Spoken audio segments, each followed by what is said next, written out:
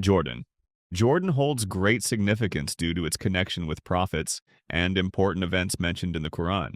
It is closely associated with the story of Prophet Lut and the punishment of his people, which took place near the Dead Sea, located in present-day Jordan. The Quran describes how Prophet Lut was sent to guide his people, who engaged in sinful acts including same-gender relationships, despite his warnings to turn back to Allah. When they rejected his message and threatened him, Prophet Lut prayed for Allah's help. In response, Allah sent severe punishment, a powerful earthquake and rain of stones that completely destroyed their community. Iraq. Iraq is often associated with several prophets and ancient cities. It is famously known as the birthplace of Prophet Ibrahim, one of the greatest prophets in Islam. The Quran mentions his confrontation with King Nimrod, who challenged Allah's power. Nimrod was a powerful and arrogant king who claimed to be a god. Prophet Ibrahim, known for his wisdom and devotion to Allah, challenged Nimrod's false claim. Nimrod tried to prove his power by saying he could give life and death. To show this, he set one prisoner free and ordered another to be killed. Prophet Ibrahim answered with a simple but powerful question.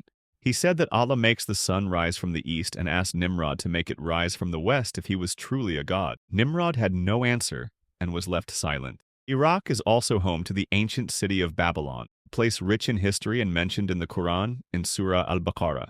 It is in Babylon that the story of the angels Harut and Marut unfolds. According to the Quran, these two angels were sent as a test to the people, teaching them about magic while warning them not to misuse it.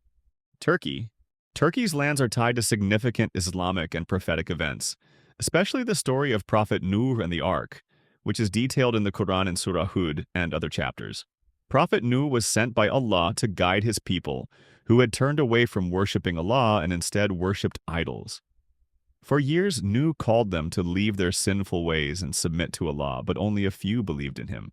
The majority mocked him and rejected his message. After Nuh's continuous efforts and their refusal to change, Allah instructed him to build a massive ark as a way to save the believers and pairs of animals. When Allah's punishment came, the skies opened with heavy rain, and the earth released water from beneath, creating a devastating flood that covered everything. Only those who were on the ark were saved, while the disbelievers, including Nuh's own son, died because of their disobedience and lack of faith. After the flood ended, the ark came to rest on Mount Al-Judi. Islamic scholars identify Mount Al-Judi as being in present-day Turkey, near the border of Iraq. Yemen.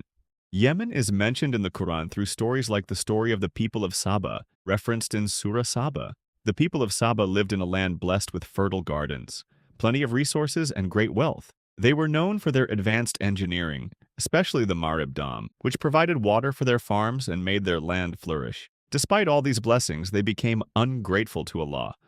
Instead of thanking Him and following His guidance, they grew arrogant and ignored their duties to worship Him. As a result, Allah punished them with the flood of Arim. The Marib Dam broke, causing a massive flood that destroyed their gardens, crops, and homes. Their land, once green and full of life, became barren and unproductive. The people were forced to leave and scatter to different regions. Yemen is also connected to the story of the Queen of Sheba, who ruled over a powerful and wealthy kingdom. Her story is mentioned in Surah An-Naml, where she is described as a wise and influential leader. Prophet Sulaiman, who had been blessed with great knowledge and the ability to communicate with animals and jinn, learned about her kingdom through the report of a hoopoe bird. Suleiman invited her to abandon the worship of the sun and submit to Allah, the one true God.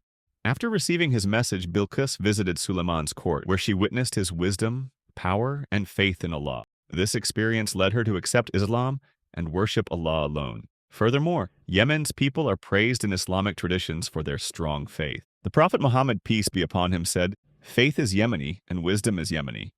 Egypt. Egypt is most famously associated with the story of Prophet Musa and Bani Israel. The Quran describes Egypt as the land where Bani Israel lived under the oppressive rule of Pharaoh, who defied Allah and falsely claimed divinity. Prophet Musa was chosen by Allah to deliver his message to the arrogant Pharaoh, who ruled Egypt with injustice. Pharaoh not only claimed to be a god, but also oppressed the people of Egypt, especially the Bani Israel, whom he enslaved and treated harshly. Allah commanded Musa to call Pharaoh to worship the one true God and to free the Bani Israel from slavery. Despite witnessing several signs and miracles from Allah, Pharaoh refused to believe. Instead, he grew more arrogant and challenged Musa, accusing him of being a magician. Eventually, Allah commanded Musa to lead the Bani Israel out of Egypt at night, escaping Pharaoh's oppression. Pharaoh and his army pursued them until they reached the Red Sea. With no way forward and Pharaoh's forces closing in, Allah instructed Musa to strike the sea with his staff. Miraculously, the sea split into towering walls of water, creating a dry path for the Bani Israel to cross safely.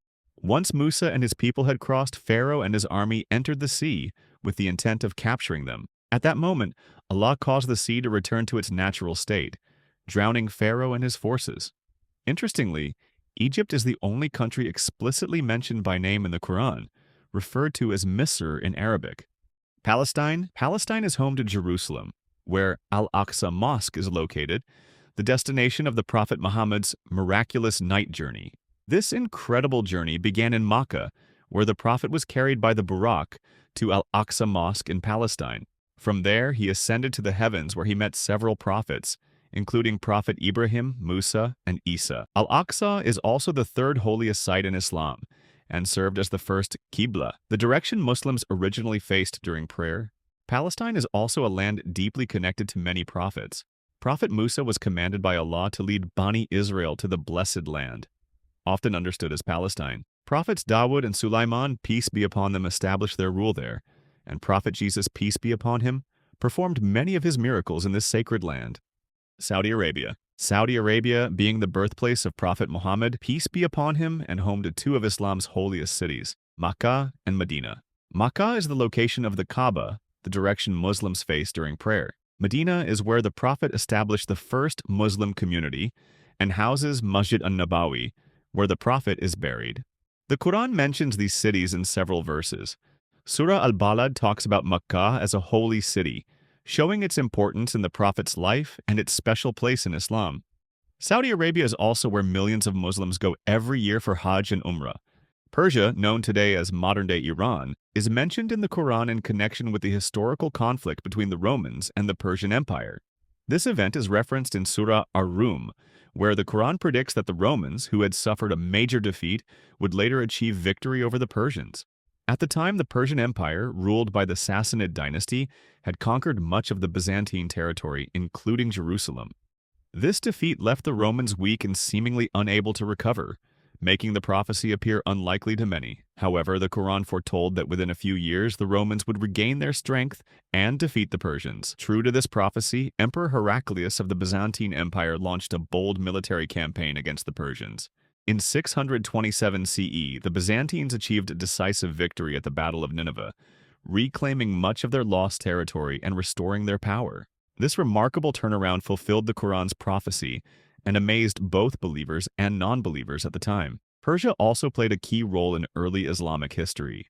One of the most notable figures connecting Persia to early Islam is Salman al-Farsi, a close companion of Prophet Muhammad, peace be upon him.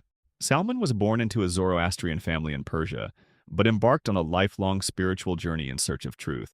His quest led him to Christianity and eventually to Islam after hearing about the final prophet from Christian monks.